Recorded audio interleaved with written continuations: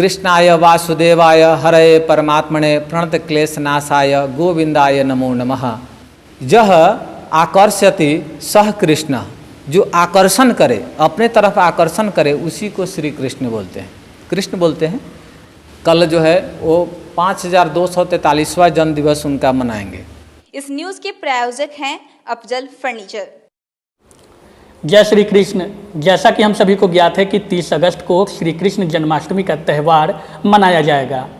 वैसे तो भाद्रपद माह में कोई भी मांगलिक कार्य नहीं करने की परंपरा हमारे सनातन धर्म में बताई गई है, लेकिन भाद्रपद माह के ही अष्टमी तिथि के रोहिणी नक्षत्र में मध्य रात्रि में भगवान श्री कृष्ण का जन्म हुआ था और उनके जन्मोत्सव को लेकर के हर साल बड़े ही धूमधाम से सनातन धर्म से जुड़े लोग इस त्यौहार को काफ़ी धूमधाम से मनाने का काम करते हैं। इस त्यौहार को मनाने से क्या कुछ फ़ायदा होगा, लोगों को क्या कुछ पूजा की विधि विधान है, इन सब को लेकर के हमारे साथ चर्चा करने के लिए पंडित अभिषेक चतुर्वेदी जी हैं और उनसे खास बातचीत करेंगे। और सबसे पहले आपसे जानना चाहेंगे कि भाद्रपद माह में श्री कृष्ण जन्माष्टमी को मनाया जा रहा है, हर साल ये परंपरा सदियों से चली आ रही है, इसकी पौराणिक कथा के विषय में कुछ संक्षिप्त विवरण बताया जाए। जय श्री कृष्ण। भगवान श्री कृष्ण का कल अष्टमी तिथि रोहिणी नक्षत्र युक्त और मध्य रात्रि में उनका भगवान का जन्म हुआ। ये द्वापर की बात है। आज से 5243 वर्ष पहले की घटना है, जब भगवान श्री कृष्ण 2 अंशों में अवतार लिए।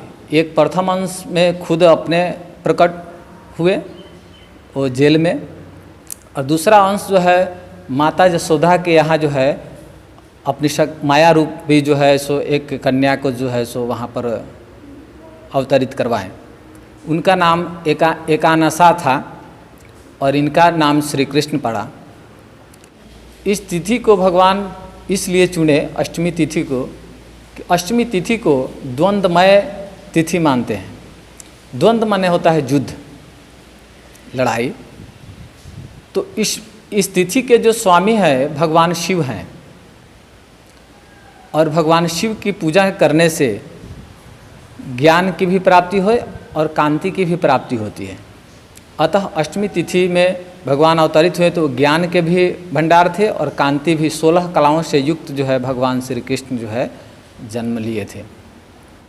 वैसे कहा जाता है कि भगवान श्री कृष्ण विष्णु के 8वें अवतार हैं और उनके बाल्य अवस्था को ही पूजन किया जाता है। पूजन करने की परंपरा सदियों से चली आ रही है, लेकिन ऐसा देखा गया है प्रायः कि सनातन धर्म में 2 दिन जो होते हैं, एक दिन साधु संत और एक दिन गृहस्थ आश्रम में जो लोग होते हैं वो जन्माष्टमी का त्यौहार मनाते हैं। इसके पीछे का क्या कारण है? देखिए, इस बार जो है जन्माष्टमी का जो व्रत है सभी के लिए 30 अगस्त सोमवार के दिन ही मनाई जाएगी। कारण कि कल सोमवार के दिन अष्टमी तिथि रात्रि को 12:14 तक रह रही है। उसमें और संध्याकालीन 6:30 बजे से रोहिणी नक्षत्र भी प्रारंभ हो रही है। तो ऐसे में भगवान श्री कृष्ण का जो जन्म हुआ था शास्त्रों के अनुसार अष्टमी युक्त रोहिणी नक्षत्र के साथ मध्य रात्रि में हुआ था, और ये तीनों संयोग जो है सो मिल रहा है। अतः भगवान श्री कृष्ण का जो जन्म है हम लोग सोमवार के दिन ही मनाएंगे। इसमें जन्माष्टमी तिथि के जो अष्टमी युक्त जो रोहिणी नक्षत्र जो पड़ा है, ये 15 वर्षों के बाद ऐसा संयोग मिल रहा है, और इसमें जो है सो जयंती योग मिल रहा है, जिसके कारण सभी के लिए यह व्रत जो है कल्याणकारी और मंगलकारी है। ऋषि मुनियों ने जो बाल कृष्ण का जो पूजन जो शुरू से ही जो है उनका ध्यान पूजन किए, इसके पीछे बहुत सारा कारण है। उसमें मुख्य कारण है कि बालक का जो स्वरूप होता है अगर बहुत ही शांत और प्रिय होने के कारण उसमें कोई भेदभाव, कोई जो है सो अंदर में कोई छल नहीं होता है। अगर बालक को एक हाथ में आप सोने का एक बॉलनुमा कोई चीज़ धरा दीजिए और एक हाथ में एक साधारण सा बॉल उछलने वाला जो है सो दे दीजिए, तो सहर्ष जो है सो बालक जो है सोने का बल्ब जो है सो दे देता है और वो उछलने वाला एक नॉर्मल जो है साधारण सा बल्ब जो है सो ले लेता है। यानी उसको कोई ये नहीं है कि ये सोने महंगा है और ये जो बल्ब है सो कम दाम का है, सस्ता है, क्योंकि वो निश्चल रूप से जो है वो कार्य करता है। तो ऋषियों ने उसी स्वरूप का ध्यान किया कि ये स्वरूप में हमको जल्दी भगवान रिझ जाएंगे हमारे ऊपर में, हमारे ऊपर प्रसन्न हो जाएंगे और हमारा कल्याण करेंगे, मुक्ति प्रदान करेंगे। पूजन की क्या कुछ विधि होनी चाहिए और किस प्रकार लोगों को पूजन करनी चाहिए? देखिए, इस दिन जो है भगवान का एक बाल मुकुंद स्वरूप का जो है सो घर में रखना चाहिए और सजा करके बहुत बढ़िया से। वैसे सब तो इन्हीं का दिया हुआ है और इन्हीं में खर्च करना है, तो भगवान का एक बहुत ही सुंदर जो है सो एक पालना भी रखना चाहिए और पालना पर भगवान को रख करके झुलाना चाहिए।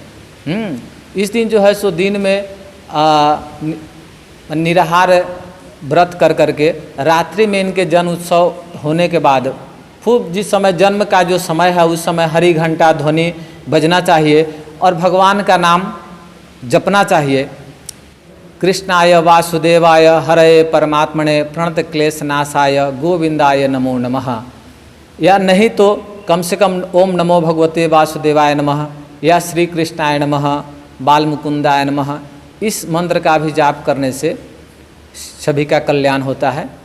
तो उस समय जो है सो हरि घंटा, हरि स्मरण सब परिवार मिल करके उत्सव मनाना चाहिए और भगवान का जब जन्म हो जाए तो उनको स्नान इत्यादि कराने के बाद विभिन्न प्रकार से स्नान कराइए, पंचामृत इत्यादि है जो भी वस्तु है उससे स्नान कराइए। उसके बाद फिर पालना पर रख करके भोग इत्यादि इस समय जो है सो धनिया का जो भून करके जो पंजरी बनाया जाता है उसका भी प्रसाद जो है सो विशेष रूप से क्यों लगाया जाता है, चूँकि भाद्रपद मास में बहुत सारे विषैले जीव जंतु उत्पन्न हो जाते हैं, तो इस पंजरी के माध्यम से, वो धनिया के माध्यम से जो है विष का प्रभाव जो है सो दूर होता है। इसलिए इसमें जो है इसमें वैज्ञानिक कारण भी है कि धनिया का जो है सो पंजरी भोग में लगाया जाता है। और बहुत विशेष रूप से माखन भगवान को बहुत प्रिय है, तो माखन का जो है सो भोग लगानी चाहिए, इससे भगवान जो है सो बहुत प्रसन्न होते हैं। दूसरी बात है कि जिनको पुत्र नहीं है, पुत्र की कामना के लिए जो है सो इस व्रत को रखे हैं, तो भगवान को पालना पर झुलाने से भगवान जो है सो पुत्र रत्न की जो है सो प्राप्ति कराते हैं। अच्छा, कहा जाता है कि भगवान श्री कृष्ण प्रेम के प्रतीक माने जाते हैं, 64 कला से वो परिपूर्ण है।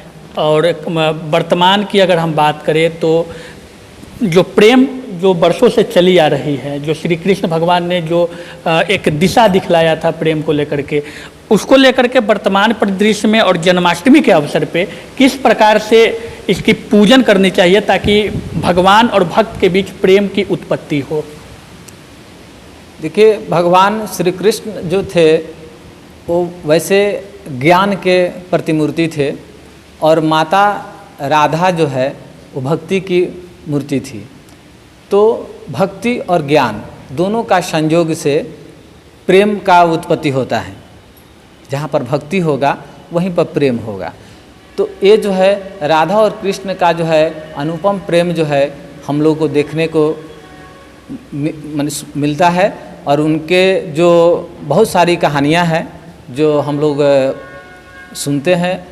तो प्रेम जो है भक्ति के द्वारा, जब किसी पर आप समर्पण की भावना जब होगी तब प्रेम का जो है सो प्रादुर्भाव होता है।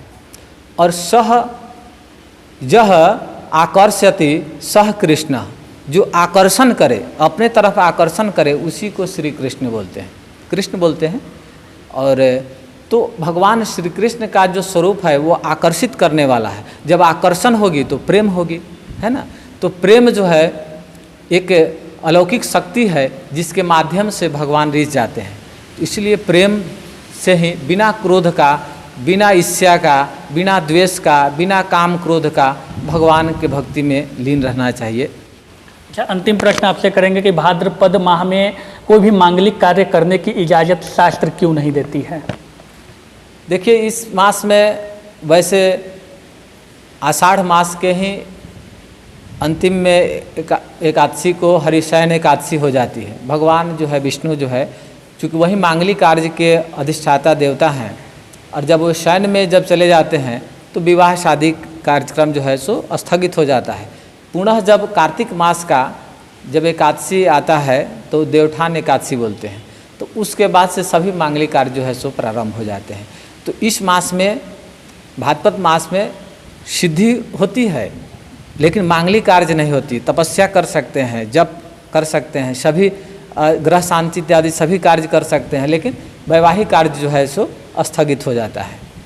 क्योंकि इस मास में भगवान का जन्म भी हुआ है कृष्ण पक्ष में, और शुक्ल पक्ष में माता पार्वती को जो है सो भगवान दर्शन भी दिए हैं।